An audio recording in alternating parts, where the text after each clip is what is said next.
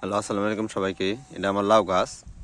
তো আপনাদের একটা জিনিস দেখায়, যারা অনেকেই লাউ গাছের ওই ছোট ছোট জালি নষ্ট হয়ে যাওয়ার কারণে ভুগতেছেন, যে নষ্ট হয়ে যায়, এটার জন্য প্রতিকার কি বা কি করা যায়।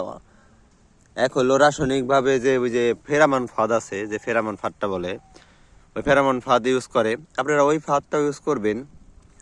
সাথে আরেকটা পদ্ধতি, আমার মাথার যে পদ্ধতি, আমি মানে আমার বুদ্ধিতে যেটা আমি করছি, আমি দেখেন প্রত্যেকটা লাউ গাছের যে ছোট ছোট জালি, জালির মধ্যে করছি কি, এই যেমনি পলিথিন দিয়ে আটকে দিছি। ওই দেখেন ছোট ছোট পলিথিন।